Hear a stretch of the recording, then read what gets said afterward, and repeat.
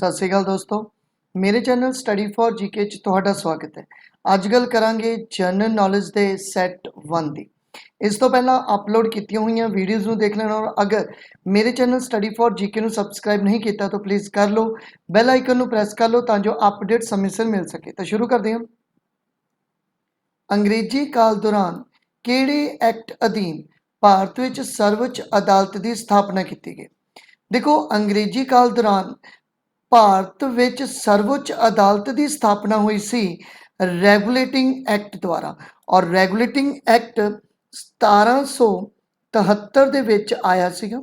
और इस समय अगर पूछ लें कि इंग्लैंड के पीएम कौन सी, तो उस समय इंग्लैंड के पीएम सी लॉर्ड नॉर्थ।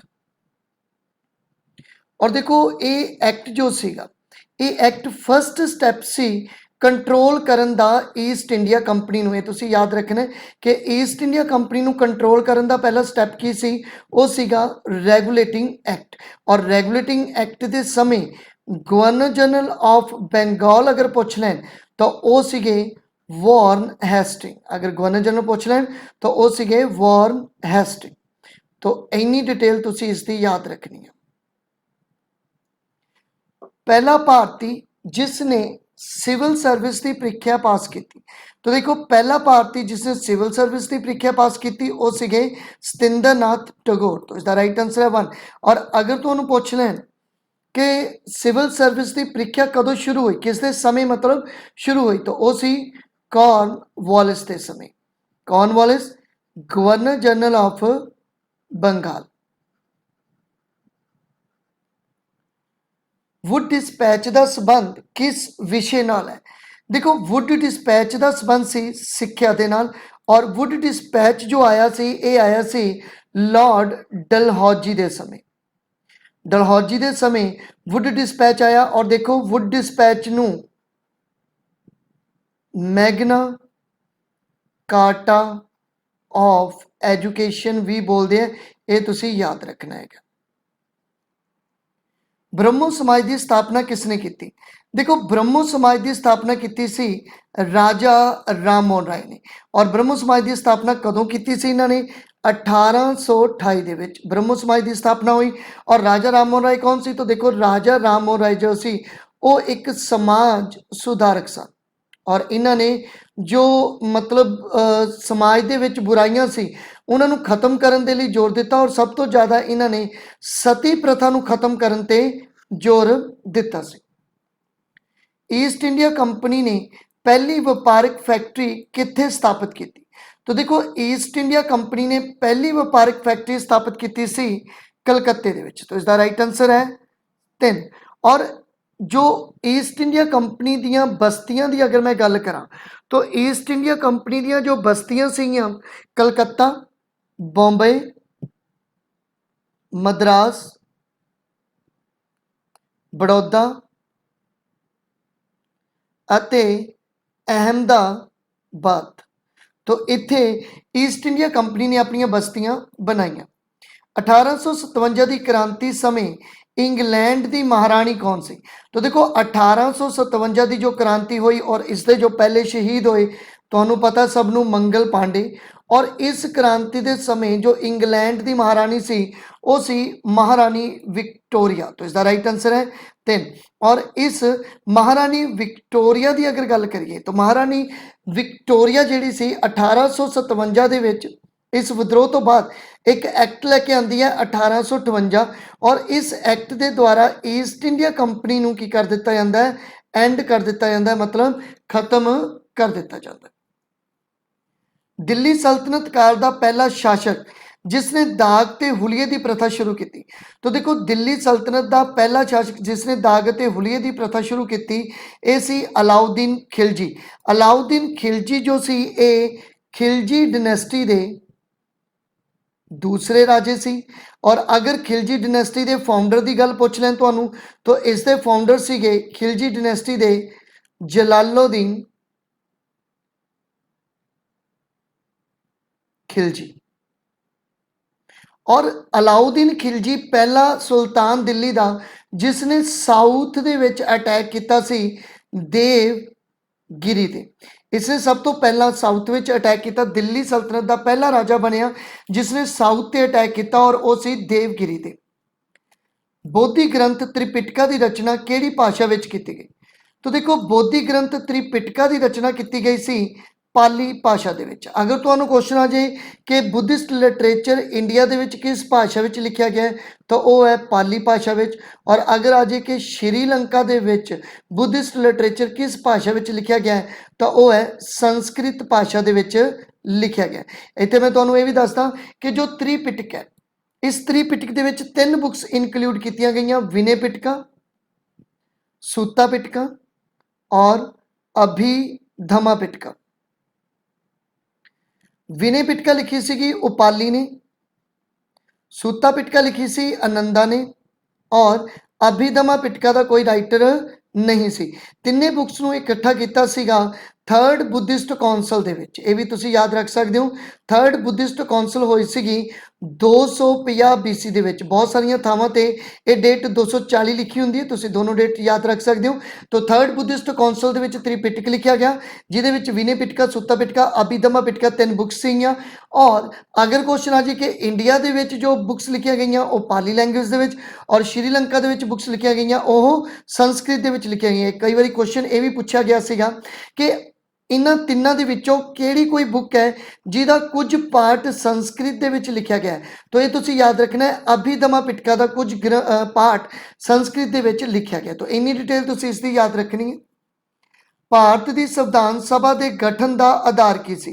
तो देखो भारत की संविधान सभा नूं बनाया गया सी कैबिनेट मिशन के वलों तो। और कैबिनेट मिशन आया सी 1946 दे विच।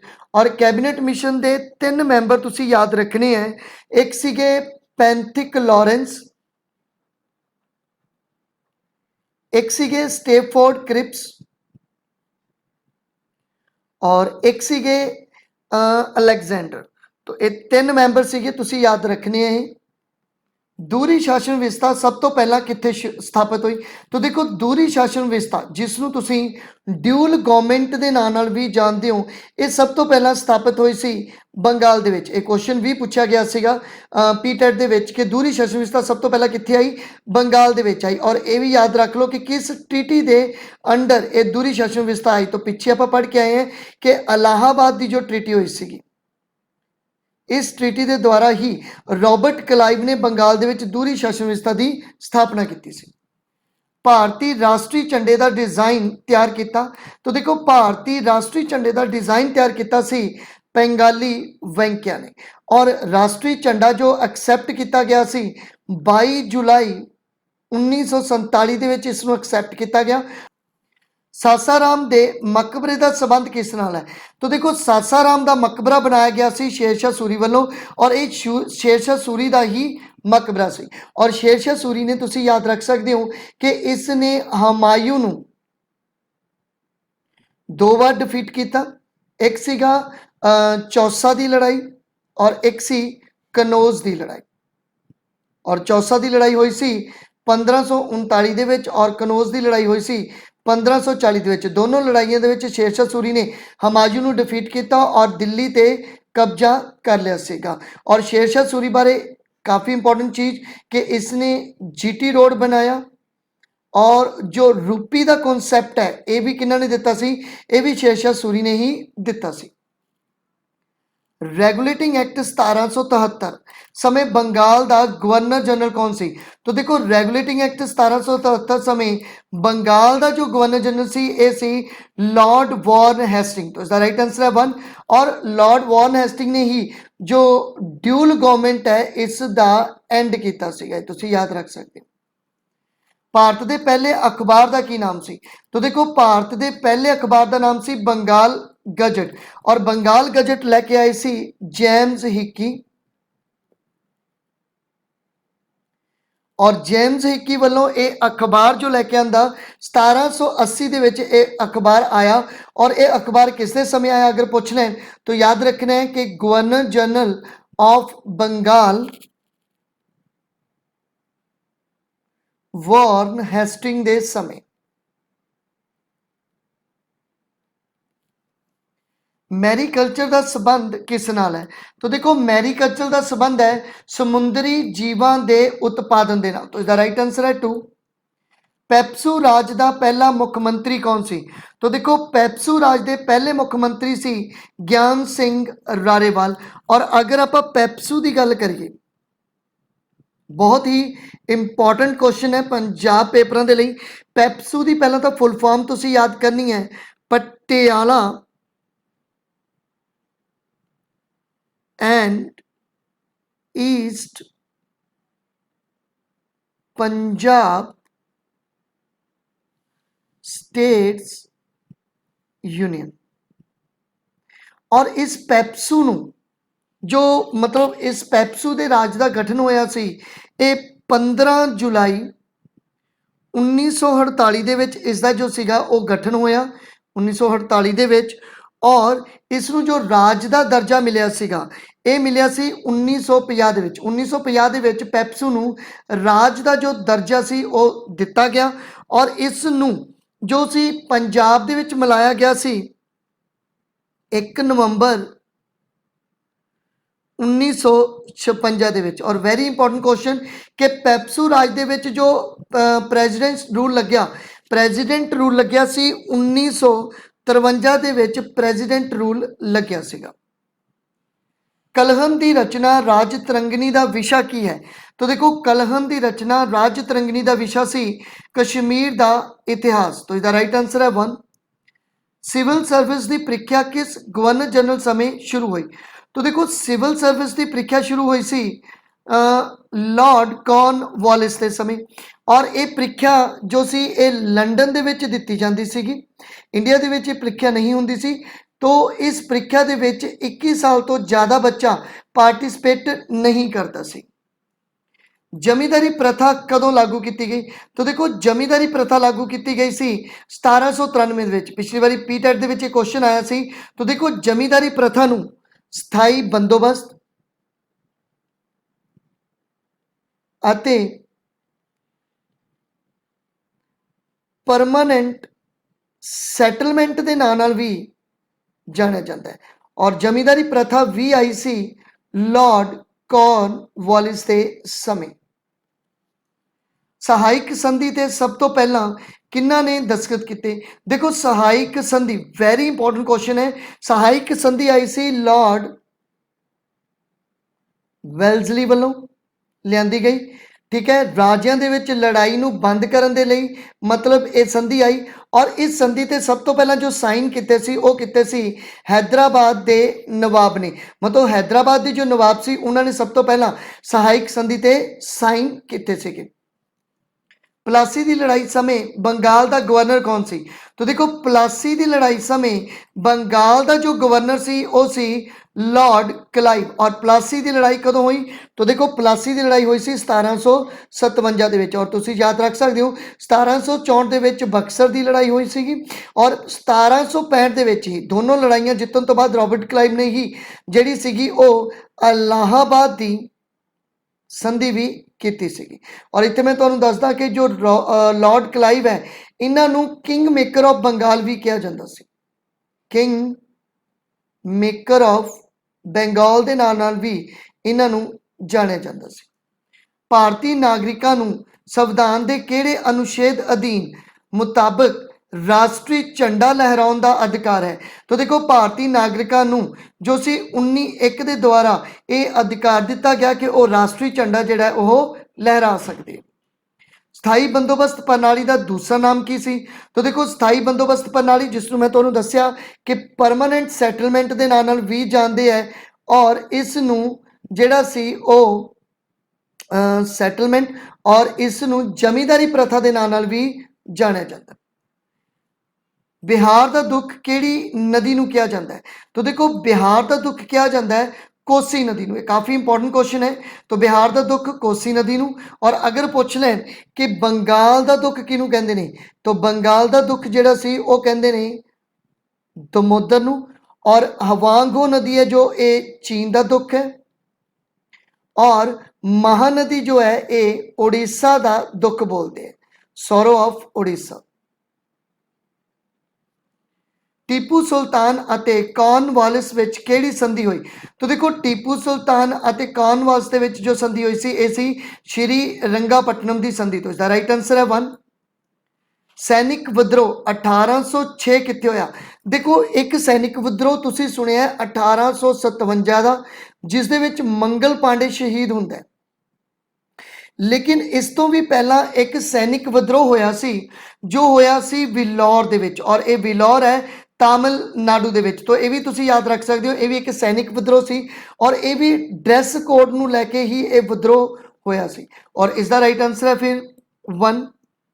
ईस्ट इंडिया कंपनी का एकाधिकार किस एक्ट द्वारा खत्म किया गया?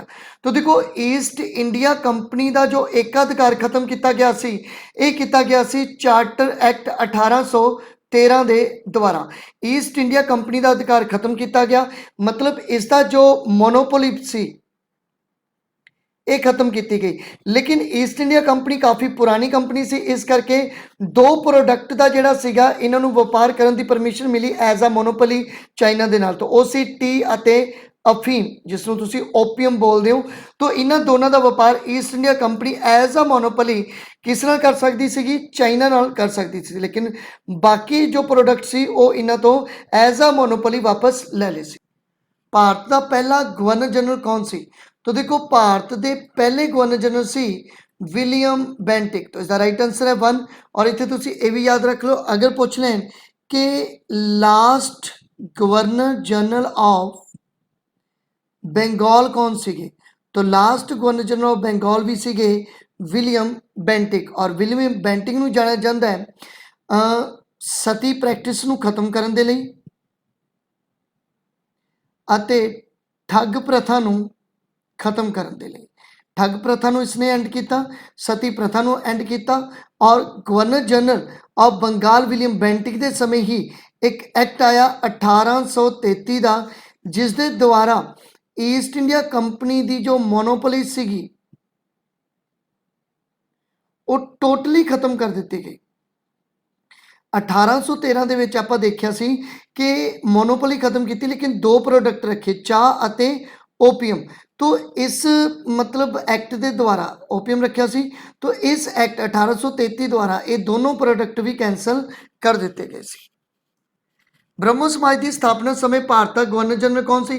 तो देखो ब्रह्मो समाज की स्थापना राजा राम मोहन राय ने की सी 1828 ਦੇ ਵਿੱਚ। और जो 1829 ਦੇ ਵਿੱਚ ਸੀ ਉਹ सती प्रथा खत्म की। तो सती प्रथा किने खत्म की सी? विलियम बेंटिक ने। इस करके ब्रह्मो समाज की स्थापना समय भारत का गवर्नर जनरल सी विलियम बेंटिक। तो thank you for watching. Please मेरे चैनल स्टडी फॉर जीके नूं सबसक्राइब कर लो, बैल आइकन नूं प्रेस कर लो तां जो अपडेट समय सिर मिल सके। और इस सीरीज़ दी वीडियोज़ नूं देखण लई मेरे नाल जुड़े रहो। तो थैंक यू।